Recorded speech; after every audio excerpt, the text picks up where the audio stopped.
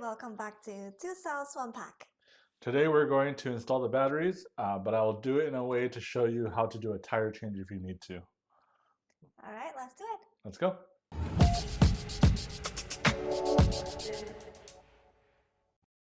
These are the tools you'll need to do a tire change on the Patton.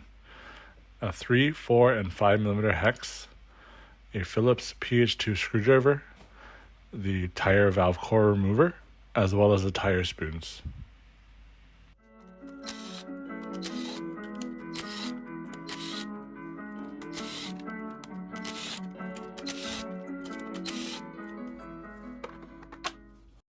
As you can see, this wheel does not have the battery packs installed, but if you did, at this point you'd want to disconnect the batteries from this side of the pack. Now let's remove the plastic accessories.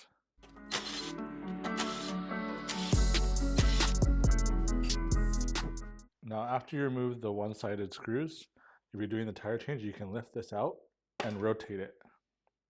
And that way this allows you to remove the battery pack without having to remove all the accessories.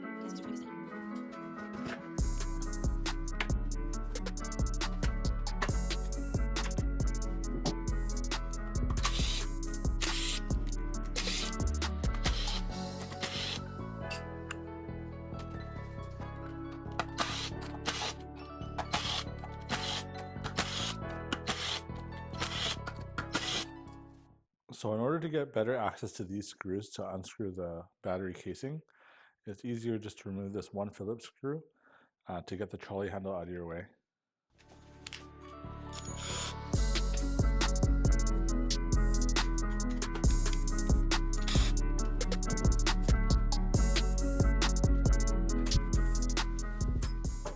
Now you need to remove these 1, 2, 3, 4, 5, 6, 7, 8 screws for us to remove the battery pack.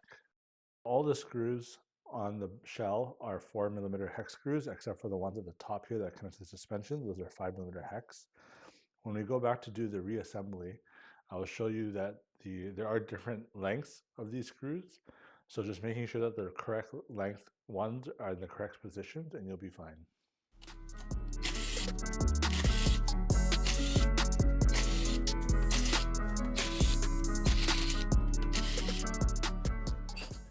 Once all the screws are removed from both the suspension as well as the top, this now battery box will be free to move.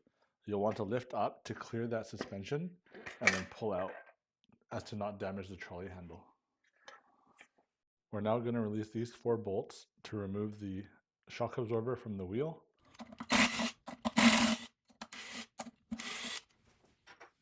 You'll want to lift up the bottom of the shock and then slide it towards the bottom of the wheel to release it from the top plate. You may need to wiggle a bit as the rubber is quite stiff. When you get to this point, you don't actually need to remove the motor bolts, so leave those intact. You'll want to remove these 4 screws to allow this plastic to come free. In order to remove the mudguard as well as the side plastic, there are these last 2 5 mm hex screws.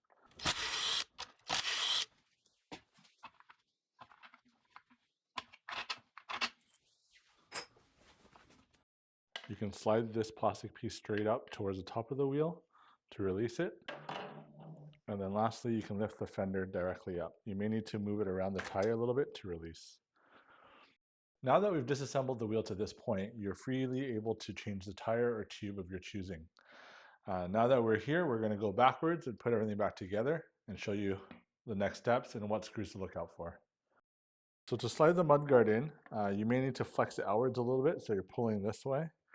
And then you'll have to make sure you insert it near the bottom. And there you go. And then the next step is to slide this collar back on, so you can slide it right in like this, and then down towards your screws. Now you'll want to locate these long bolts, as these are the ones that go through these holes. And remember, it is a 5mm hex.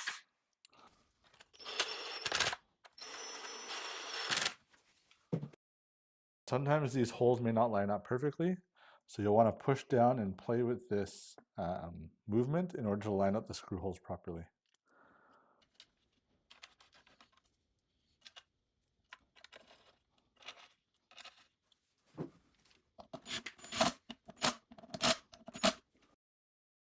To place the shock, you'll want to slide the rubber bushing into the hole, make sure that it doesn't get pinched so that it seals properly, and then drop the shock into place. When installing the clamp, you want to make sure that there's an equal gap on both sides between the clamp and the metal piece at the bottom. So as you screw it in, just be mindful of that gap and try to balance it if you need to.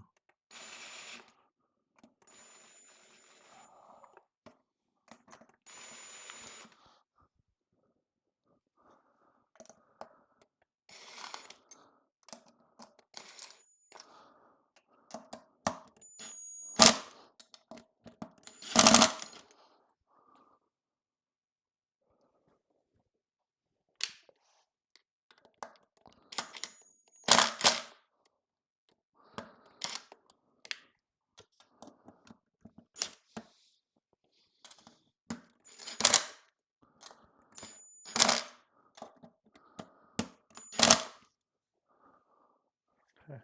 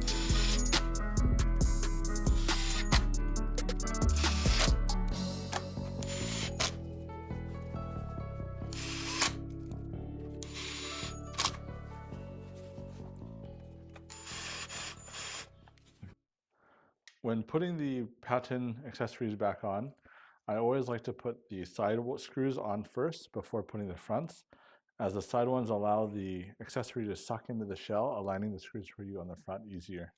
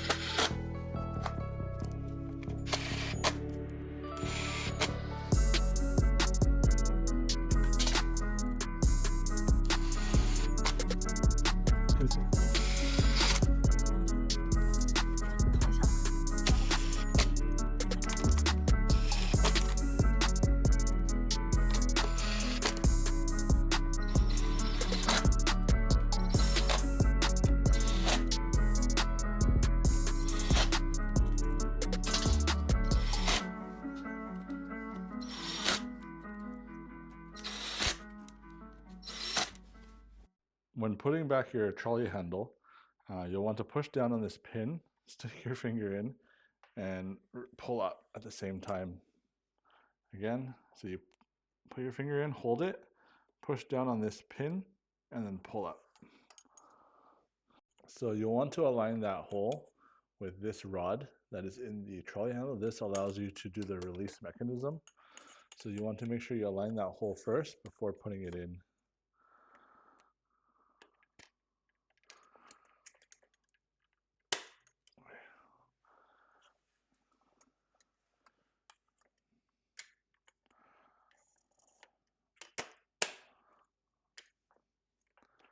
So right now it's locked, you can see. If I push this button, you can test the functionality before you put in the screws.